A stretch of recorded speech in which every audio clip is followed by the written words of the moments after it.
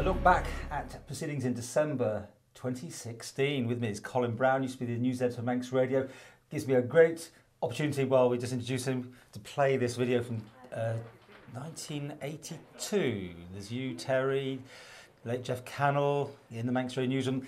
And to see the technology in those days, it was a phone, you had a dictation machine. I think we had teletext and things like that. That was about it, wasn't it, in those days? Editing tapes with a razor blade. My. Those were the days. And yet you had to churn out a lot of news in those days We as did, well. yes. News headlines, weekends, and there was only, well, in those days it was probably 4 or 5. Yeah. Technology's moved a long way. Absolutely. Anyway, what things took your fancy in December? Well, if we start with the Select Committee, which was appointed to look into the conduct of the general election, I went along to one of the hearings, and I'm looking forward to the overall report because, I mean, if we get away from the things which everybody knows about, ballot boxes going missing, votes not being counted, if we get away from those, there were other things which need investigation as well. And I hope that the Select Committee, which is chaired by David Cretney, who I'm assuming it will, has a proper root and branch review of what went on in the general election. I mean, back to those big headlines, it was odd to have boxes disappearing or mislaid. It seemed incredible. Well, right. I mean, I've been reporting or looking at general elections for something like 50 years, and I can't remember anything like that happening in previous elections. Not only that, but some of the things which went on, I've never come across before. In fact, I complained to the Cabinet Office about one incident which I came across myself, and I'm hoping that David Cretney and his committee will do a proper review of it and say, for once and for all, what can be done at election time, and probably more to the point, what people can't do. Well, you're going to keep the pressure on him because these things have a habit of just sort of going off the radar, don't they? Well, I'm not sure the deadline when their report has to be issued, but I'm looking forward to it with great interest. Okay, what else? Freedom of information. Ah, well, it's fully in technically, isn't it? That's right.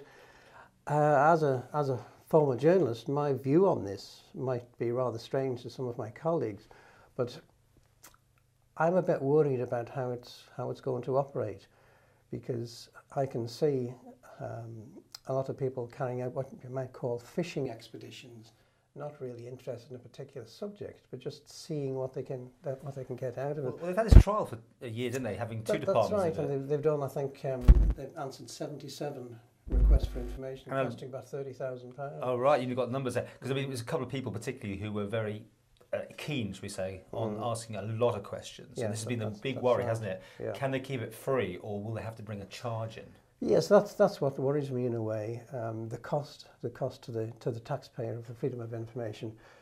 Obviously, there'll be some subjects that need investigation, but I'm just worried about the time and resources it's going to take, given that we're cutting down on civil servants now. Have you ever tried for one?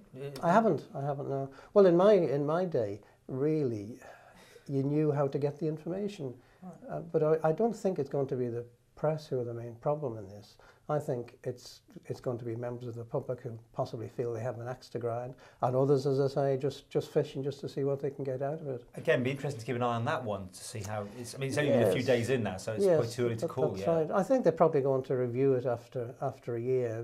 They might need to bring in costs. I don't know how they're thinking. Maybe they'll say everybody can have one question, and after that, if they persist with questions, they might have to pay. I don't know. There's always been a way out of confidentiality clauses. Plus, now we've got this great Vision 9 thing that there may be some litigation in the future. How do you pick that one up as a journalist? Like, nothing's in place at the moment, but there may be something. Therefore, we can't do it. Does that grate a bit with you, that whole idea? I think there's a place for it. I think there's a place for freedom of information. I'm a member of the Positive Action Group, and I think my views would probably be at variance with theirs. But there is a place for it, but I'm just a little concerned what's going to happen and the cost. Okay. Given that we're trying to cut down on the number of civil servants, because this is going to obviously take a lot of resources to dig out. 77 questions already, and how many more will there be? Okay, keep an eye on that. What are other things? Work permits. Ah, yes. Should they be suspended in a sense for a while?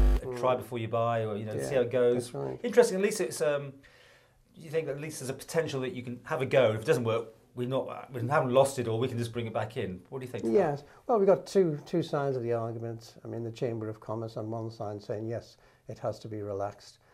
And then you have McMahon on the other saying that anybody who wants relaxation is anti-Manx and accusing them of treachery and betrayal. Now, I don't like using emotive terms like that.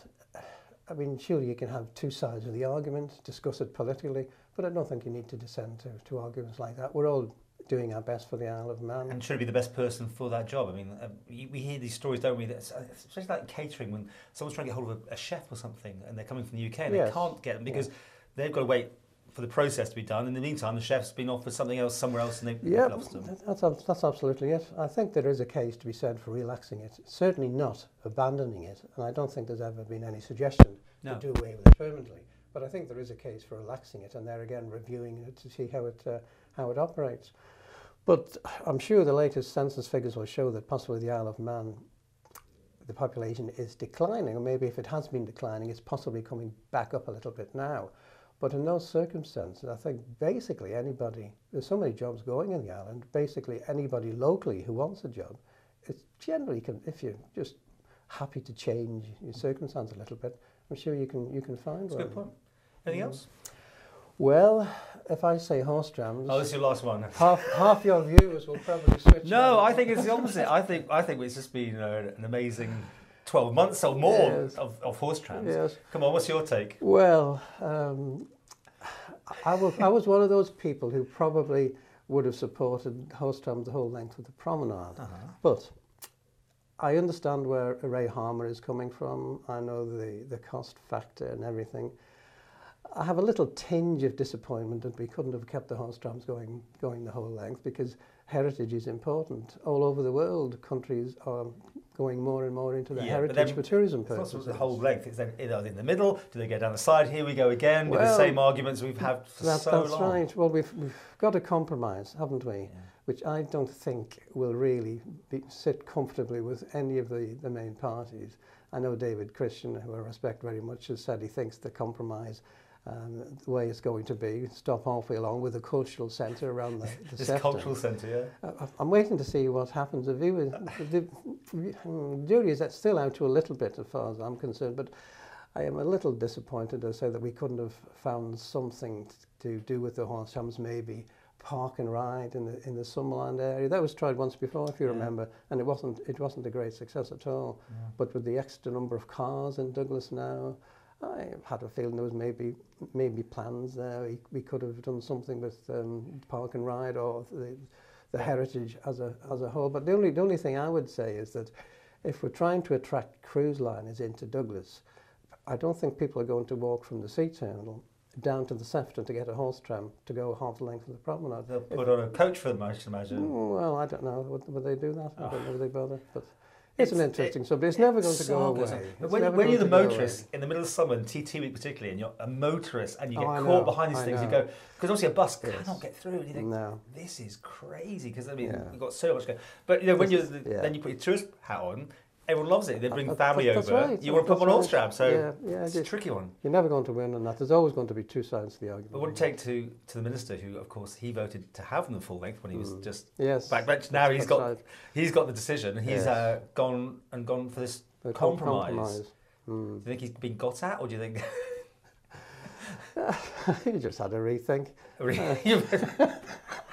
Well, I'll say okay. You're right. Let's leave it like that. Anyway, thank you for joining us this month. It's great. Colin Brown, I mean, a legend. And you keep busy. You're still doing your table tennis and reporting. I've had to give up tennis because of my bad knees, but I'm still struggling to play table tennis. I'll keep going as long as I can. And you can hear reports on the radio, of course, still? Oh, yes, I still do that on Manx Radio every week. Yeah.